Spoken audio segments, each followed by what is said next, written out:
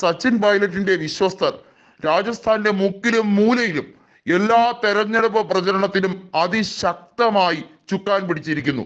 ഇതാണ് സച്ചിൻ പൈലറ്റിനെ ഗെലോട്ടിൽ നിന്നും വ്യത്യസ്തനാക്കുന്നതും സച്ചിൻ പൈലറ്റിനെ AICC കൂടുതൽ ഉത്തരവാദിത്തങ്ങൾ ഏൽപ്പിക്കുന്നതും.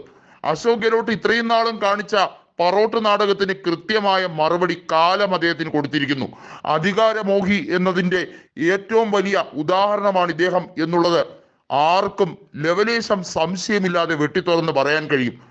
AICCയുടെ അധ്യക്ഷ സ്ഥാനവും രാജസ്ഥാന്റെ മുഖ്യമന്ത്രി സ്ഥാനവും ഒരേ സമയം കൈവെള്ളയിൽ ഇട്ട് കളിക്കണം എന്നുള്ളതായിരുന്നു അദ്ദേഹത്തിന്റെ ആഗ്രഹം.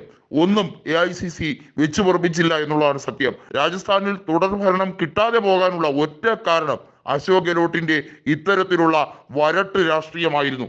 സച്ചിൻ പൈലറ്റിനെ പുകച്ച് പുറത്തിയാടിക്കാൻ എല്ലാ രീതിയിലും ശ്രമം നടത്തിയ ആളാണ് അശോക് ഗെലോട്ട്. എന്നിട്ട് പോലും പൈലറ്റ് അദ്ദേഹത്തിന്റെ അനുകൂലികളെയും കൊണ്ട് മറ്റ് പാർട്ടി ഉണ്ടാക്കിയോ കോൺഗ്രസിന് ബുദ്ധിമുട്ടുണ്ടാക്കിയോ ചെയ്യാതെ അനുസരണയുള്ള ഒരു കുട്ടിയെ പോലെ ആ പാർട്ടിക്കകത്ത് ഒതുങ്ങി നിന്നു. അത് AICCയെയും രാഹുൽ ഗാന്ധിയും അങ്ങേയറ്റം ബഹുമാനം കാണിച്ചത് കൊണ്ട് തന്നെയാണ് ഇന്ന് സച്ചിൻ പൈലറ്റിന് അതിനുള്ള അംഗീകാരം കിട്ടിയിരിക്കുന്നു.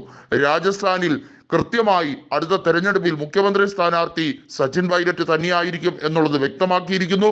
അതുമാത്രമല്ല, ഗെലോട്ടിന് ഇനി ഒരു രീതിയിലുള്ള പദവിയും നൽകരുത് എന്നുള്ള കൃത്യമായ നിർദ്ദേശവും AICC കൊടുത്തിരിക്കുന്നു.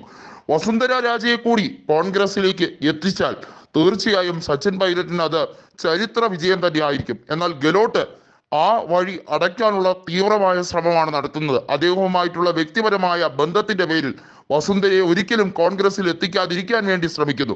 കോൺഗ്രസിന് പരമാവധി അള്ളുവെക്കുന്ന ഗെലോട്ടിനെ പോലുള്ളവരാണ് കോൺഗ്രസിന്റെ ഏറ്റവും വലിയ നാശം. ഇതുപോലുള്ള കടൽക്കിഴവന്മാരെ എടുത്ത് കോൺഗ്രസിൽ നിന്നും പുറത്താക്കിയാൽ മാത്രമേ രക്ഷപ്പെടുകയുള്ളൂ എന്നുള്ളത് യുവ നേതാക്കൾ പറഞ്ഞു കഴിഞ്ഞിരിക്കുന്നു. അത് മാത്രമല്ല, രാഷ്ട്രീയപരമായി സച്ചിനെ എങ്ങനെയൊക്കെ ഒതുക്കാമോ അതിനെല്ലാം, എന്തിനധികം പറയുന്നു, അദ്ദേഹത്തിന്റെ ലോക്സഭാ പരാജയത്തിന് പോലും ഉത്തരവാദി ഗെലോട്ടിന്റെ ഈ പിടിപ്പുകെട്ട രാഷ്ട്രീയമായിരുന്നു എന്നുള്ളത് ഇപ്പോൾ ജനങ്ങൾ തിരിച്ചറിഞ്ഞിരിക്കുന്നു.